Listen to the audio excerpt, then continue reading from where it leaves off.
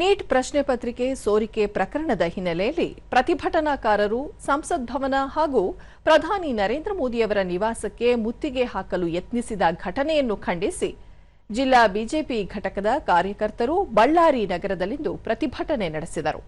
ಈ ವೇಳೆ ವಿಧಾನ ಪರಿಷತ್ ಸದಸ್ಯ ವೈಎಂ ಸತೀಶ್, ಮಾಜಿ ಶಾಸಕ ಜಿ ಸೋಮಶೇಖರ ರೆಡ್ಡಿ, ಜಿಲ್ಲಾ ಅಧ್ಯಕ್ಷ ಅನಿಲ್ ಕುಮಾರ್ ಮೋಕ, ರೈತ ಮೋರ್ಚಾ ರಾಜ್ಯ ಉಪಾಧ್ಯಕ್ಷ ಗುರುಲಿಂಗನಗೌಡ ಮತ್ತಿತರರು ಉಪಸ್ಥಿತರಿದ್ದರು.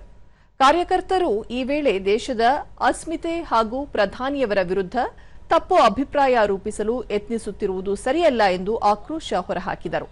ಬಳಿಕ ಜಿ ಸೋಮಶೇಖರ ರೆಡ್ಡಿ, ನೀಟ್ ಪ್ರಶ್ನೆ ಪತ್ರಿಕೆ ಸೋರಿಕೆ ಹೆಸರಲ್ಲಿ ಕೆಲವರು ಬಿಜೆಪಿ ಮತ್ತು ಕೇಂದ್ರ ಸರ್ಕಾರದ ಮೇಲೆ ವೃಥಾ ಆರೋಪಗಳನ್ನು ಮಾಡುತ್ತಿರುವುದು ಸರಿಯಲ್ಲ. ಪ್ರತಿಭಟನೆ ವೇಳೆ ಸಂಸತ್ ಭವನಕ್ಕೆ ಮುತ್ತಿಗೆ ಹಾಕುವ ಪ್ರಯತ್ನ ನಡೆದಿದೆ. ಅಲ್ಲದೆ ಪೊಲೀಸರ ಮೇಲೆ ಹಲ್ಲೆ ಮಾಡಿರುವುದು ಖಂಡನೀಯ. ಪ್ರಜಾಪ್ರಭುತ್ವದಲ್ಲಿ ಸಮಸ್ಯೆಗಳಿದ್ದರೆ ಚರ್ಚೆ ಮೂಲಕ ಬಗೆಹರಿಸಿಕೊಳ್ಳಬೇಕು ಎಂದು ಹೇಳಿದರು. ಅನಿಲ್ ಕುಮಾರ್ ಮೋಕ, ನೀಟ್ ಪ್ರಶ್ನೆ ಪತ್ರಿಕೆ ಸೋರಿಕೆ ಹೆಸರಲ್ಲಿ ಪ್ರತಿಭಟನೆ ಮಾಡುತ್ತಿರುವವರಿಗೆ ರಾಜಕೀಯ ದುರುದ್ದೇಶ ಇದೆಯೇ ಹೊರತು ಸಮಸ್ಯೆಗೆ ಪರಿಹಾರ ಬೇಕಾಗಿಲ್ಲ. ಸಮಾಜದಲ್ಲಿ ಶಾಂತಿ ಕದಡುವ ಇಂತಹ ಶಕ್ತಿಗಳನ್ನು ಮಟ್ಟ ಹಾಕಬೇಕು ಎಂದು ಒತ್ತಾಯಿಸಿದರು. ನಿಮಗೆ ನೀಟ್ ಸಮಸ್ಯೆಗಳನ್ನ ಪರಿಹಾರ ಮಾಡೋದಕ್ಕೆ ಬನ್ನಿ. ಅಲ್ಲಿ ಸಿಬಿಐಗೆ ಒಪ್ಪಿಸಿದ್ದಾರೆ, 13 ಜನರನ್ನ ಬಂಧಿಸಿದ್ದಾರೆ.